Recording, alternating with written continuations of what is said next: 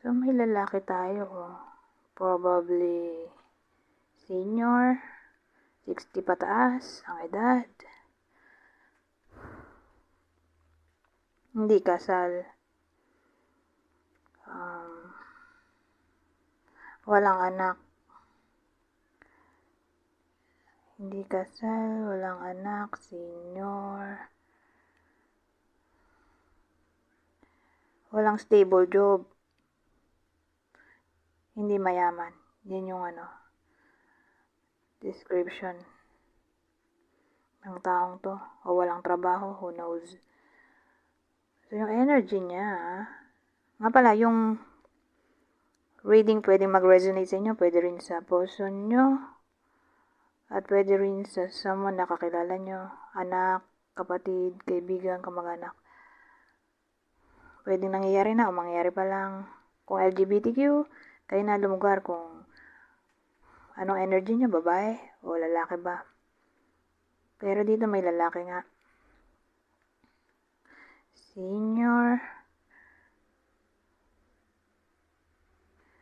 Well, mukhang marurong move siya.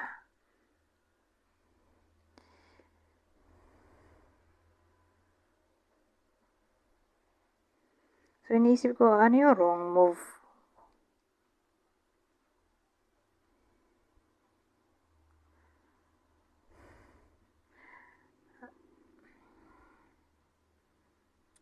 Well, breakup kasi na to eh. Marurong move siya na makipag-break.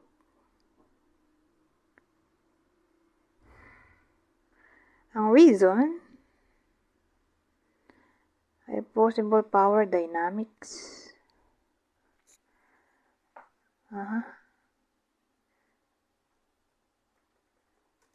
Hanapin ko lang sa internet, ano yun? Power dynamics. So, sabi dito, power dynamics refers to the relationships between people in an organization. When we talk about power dynamics, we are usually talking about the ways that formal authority is distributed and how that affects people's behavior. So, according to Management Consulted, https managementconsulted.com. Power dynamics, understanding power in the workplace. Makipag-break. Pwede. So, workplace pala yun. Pero wait lang. Ito. Pwede rin naman pala sa pangkalahatan. Kasi dito sa Times of India, sabi dito, power dynamics in couples refer to the control and influence one partner has over the other. These dynamics change over time and can be influenced by factors like financial disparities, communication gaps, societal norms, and major life transitions. So, pwede rin pala talaga tong power dynamics sa relasyon din. So, yun nga. Separation due to power dynamics sa relasyon.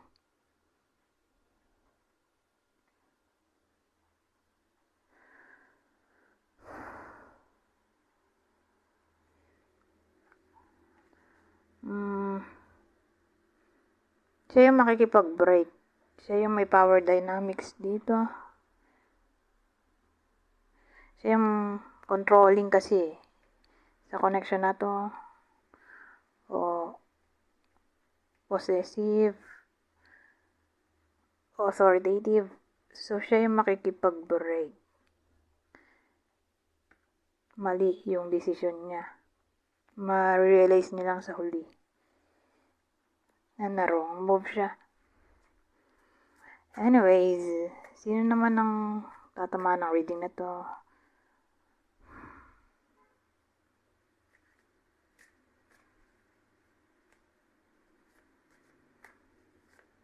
Ito yung possible zodiac sign ng partner ng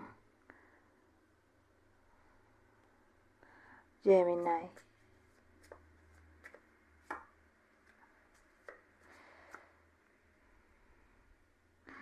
Isa sa water sign, Cancer, Scorpio, Pisces. Ito. Isa sa air sign, Gemini, Libra, Aquarius. So, yun ang possible partner o partner ng Gemini sa reading na to, regardless kung siya yung senior dito o hindi.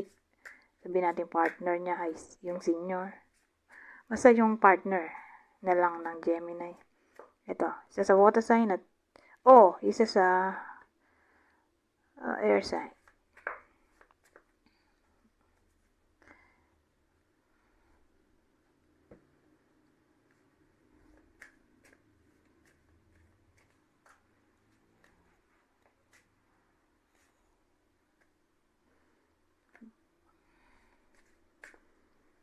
May dakat tayo.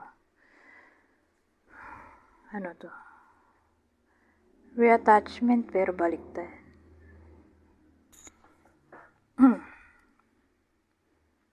So, anong kwento dito? So, ang dating sa akin, magkakaroon na ng opportunity yung iba sa inyo na humiwalay, kumalas, sa something na toxic sa kanila. Ano may isip, ang hirap eh. Punta na tayo dito sa kabila.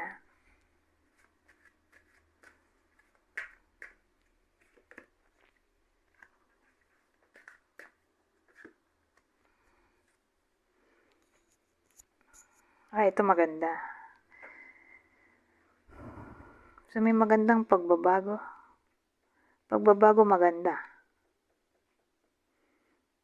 So, ano yung transformation na maaaring mangyari dito? Ito. Provision, abundance, reaping what you sow. So, sa madaling salita, magbubunga ang pinaghirapan ng iba sa inyo, magkakapera, mapopromote.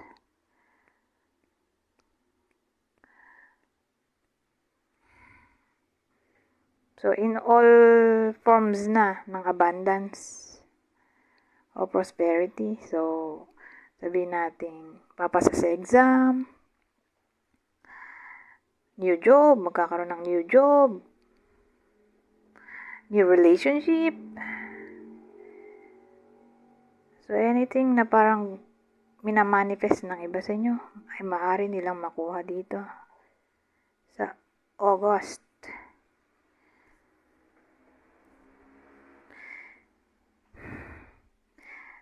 Pero, may iba rin naman sa inyo na baka hindi nila makuha to by August. Makukuha naman nila pero hindi sa August kasi may patience tayo doon. No? So, case-to-case basis, patience. So, yung iba sa inyo, August, makukuha nila. Yung iba naman ay bago matapos ang taon ng 2024. Kasi pinaghihintay sila dito eh. Makukuha naman nila, kaya lang kailangan nila ng matinding paghihintay dahil may patience.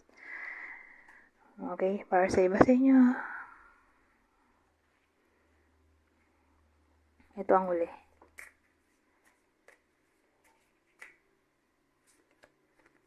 Longevity.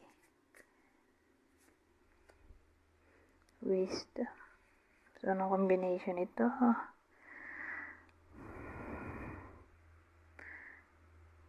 Ang dating sa akin, may iba sa inyo. Sabihin natin nagkasakit. Hihiwalay na lang natin. Mahirap ipagdikit eh. Halimbawa, yung longevity. May sakit nga yung iba sa inyo o kamag-anak, kakilala, malapit sa inyo, sa iba sa inyo. Don't worry kasi gagaling din yun. Yes, yan eh, longevity. So, mahaba ang buhay. So, again, anyone na may sakit, gagaling din. Kung di man literally babalik sa normal, uuwi ng hospital. Gagaling din. Okay, makaka-recover. So again, hindi man 100%, pero at least nakauwi sa hospital. Yun ang malaga. Ayan na itong wisdom. So, magiging ng wisdom yung iba sa inyo for some reason. Sa August, lalawak ang inyong knowledge. Magiging wise. Yung iba sa inyo,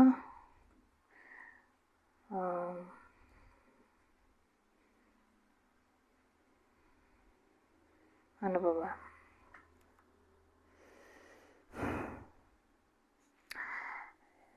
Yun na lang. Anyways, hanggang dito na lang. Goodbye. For